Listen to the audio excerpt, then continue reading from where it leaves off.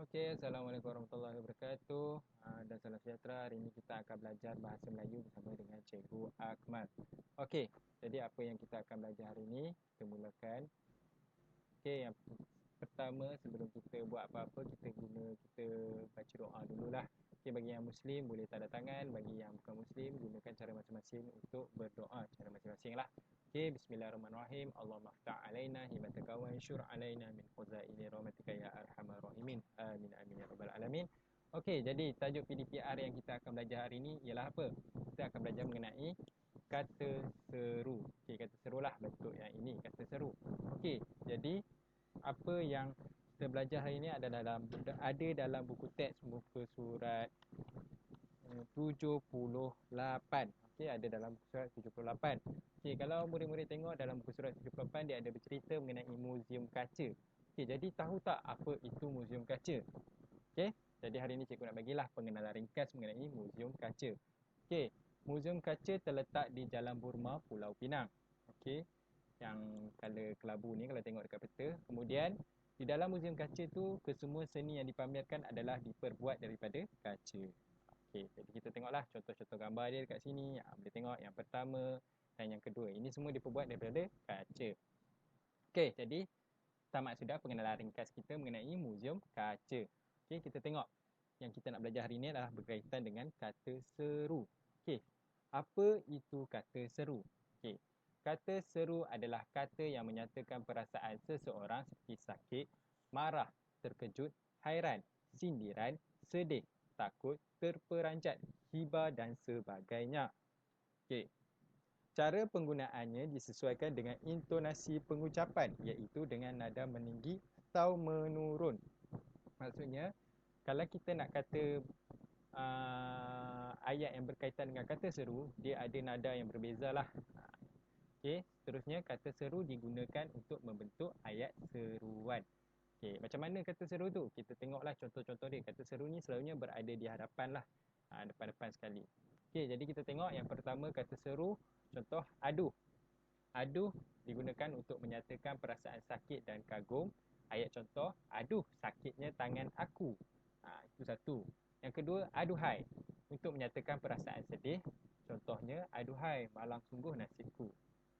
Yang ketiga, untuk menyatakan tidak setuju atau menolak sesuatu. Contoh ayat, saya tetap tidak mengaku bersalah. Seterusnya, amboi ataupun wah digunakan untuk menyatakan perasaan hairan ataupun kagum. Contoh ayat, amboi, mahal betul kereta itu. Wah, berani betul budak itu. Itu antara contoh amboi dan wah. Okay, seterusnya cheese untuk menyatakan perasaan marah dan benci. Cheese, berani dia menentangku. Seterusnya untuk menyatakan perasaan hairan atau terkejut. Kamu sudah sampai? Tadi dia ada di sini. Bukan ADS, bukan X kan. Dia ADA patutnya. Ada di sini. Maksudnya kita terkejut. Macam mana dia tiba-tiba hilang. Seterusnya, hai. Untuk menegur seseorang atau menarik perhatian. Contoh ayat, hai, diamlah sikit. Ataupun, hai, sudah lama kita tidak bertemu. Itu untuk kawan-kawan lama lah. Seterusnya, kita tengok lagi contoh. Wahai, menyatakan perasaan sayang atau merayu. Wahai adikku sayang. Okey. Seterusnya, amboi menunjukkan perasaan kagum.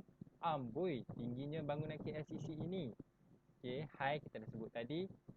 Nah, digunakan untuk nah, terimalah habuanmu. Macam itulah macam kita marah, nada marah juga. Seterusnya, aduh perasaan sakit. Tadi kita dah cakap, aduh sakitnya tanganku ini. Wah kita dah cakap.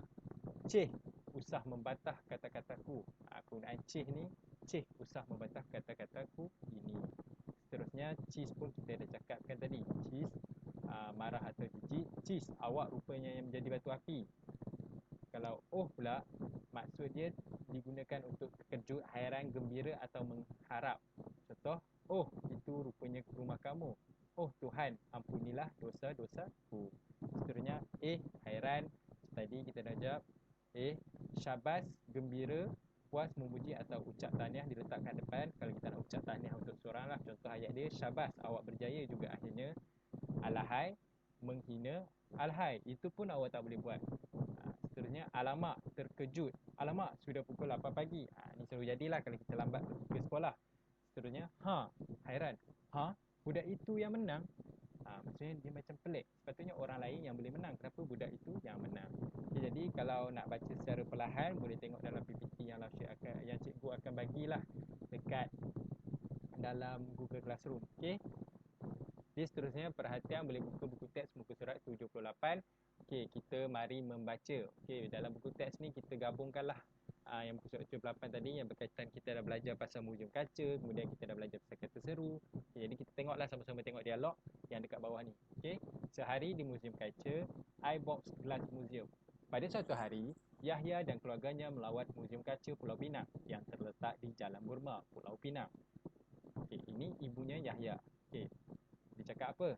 Kata seru yang digunakan, amboi, cantiknya terowong kaca. Ukiran dan potongan kacanya sangat teliti. Okey, yang warna merah tu semua kata seru. Okey, seterusnya Yahya bercakap, terowong ini memang cantik, Mak. Hana pun ada di sini. Dia gunakan sebab apa? Terkejut. Terkejut. Kemudian Hana bercakap, hai Yahya, kamu pun datang. Sebab apa? Menegur. Dia menegurkan tu, hai Yahya. Okay, seterusnya Yahya pun menjawab, ya Hana. Wah, hebatnya lantai terowong kaca ini.